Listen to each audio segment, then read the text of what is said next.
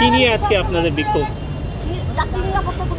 আজ থেকে 50 বছর আগে ভারতবর্ষের তৎকালীন প্রধানমন্ত্রী শ্রীমতী ইন্দিরা গান্ধী এবং তৎকালীন রেলমন্ত্রী বাংলার কংগ্রেসের নেতা বরকত গনি খান চৌধুরী সাহেব ভেবেছিলেন কলকাতার মেট্রো রেল আজকে মানুষের বিকল্প পরিবহন ব্যবস্থার রূপ নেবে। আজকে 50 বছর পরে কলকাতার মানুষের উপলব্ধি হয়েছে যে কলকাতার মানুষের লাইফলাইন হচ্ছে কলকাতার মেট্রো। আজকে কলকাতার মেট্রোয় আপনারা দেখেছেন যাত্রী নিরাপত্তা, যাত্রী সুরক্ষা বিঘ্নিত হয়েছে।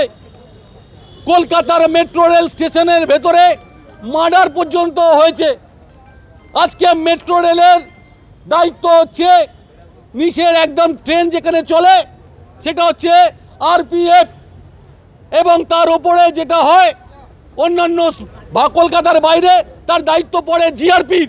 কিন্তু জিআরপি হচ্ছে বাংলা সরকারের, পশ্চিমবঙ্গ সরকারের।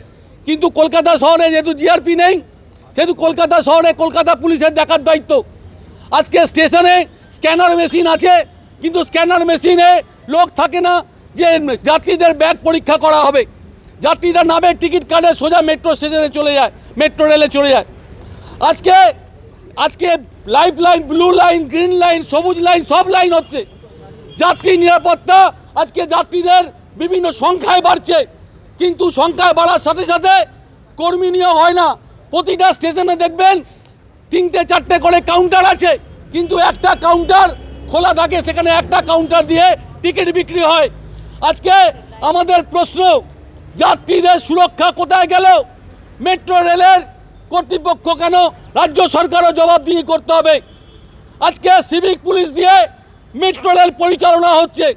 প্রতিটা স্টেশনে দেখবেন 3-4টে করে সিভিক পুলিশ নামিয়ে দিয়েছে।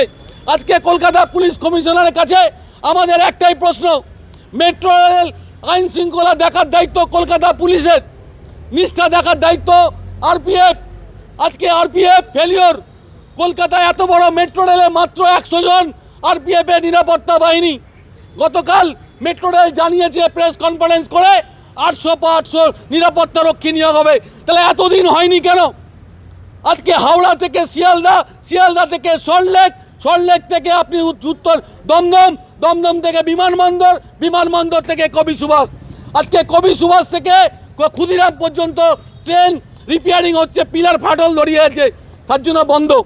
এবং মেট্রো রেল কর্তৃপক্ষ বলে দিয়েছে যে দমদম থেকে সমস্ত ট্রেন, যে ট্রেনগুলো সব ট্রেন টালিগঞ্জ উত্তম কুমার পর্যন্ত যাবে, কিছু কিছু ট্রেন মাত্র 20টা ট্রেন সেটা যাবে আপনার এই পর্যন্ত ক্ষুদিরাম পর্যন্ত, কিন্তু আর বাকি ট্রেন আজকে উত্তম কুমার, মহানায়ক উত্তম কুমার থেকে ব্যাক করবে দমদম পর্যন্ত।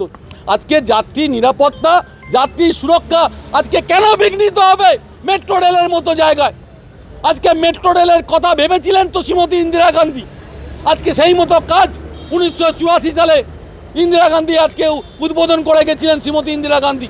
আজকে 39-40 বছর হতে চললেও আজকে মেট্রো রেল অবহেলা হচ্ছে, মেট্রো রেলে গাফিলতি হচ্ছে কর্তৃপক্ষের। আজকে মেট্রো রেলের সুরক্ষা আজকে প্রশ্নের মুখে দাঁড়িয়েছে, মেট্রো রেলের নিরাপত্তা প্রশ্নের মুখে দাঁড়িয়েছে। তাই দক্ষিণ কলকাতা জেলা কংগ্রেসের পক্ষ থেকে আমরা এসেছি আজকে মেট্রো রেলের জেনারেল ম্যানেজারকে আমরা ডেপুটেশন দিতে এসেছি। ডেপুটেশন দেওয়ার আগে আমাদের গেটে বিক্ষোভ হবে, আমাদের নেতৃবৃন্দ বক্তব্য রাখবে, বক্তব্য রাখার পরে তারপর আমাদের প্রতিনিধি 10 জনের প্রতিনিধি দল যাবে মেট্রো রেলের জিএমের কাছে, আমরা ডেপুটেশন জমা দেব। আমার নাম প্রদীপ প্রসাদ, দক্ষিণ কলকাতা জেলা কংগ্রেসের সভাপতি। আমাদের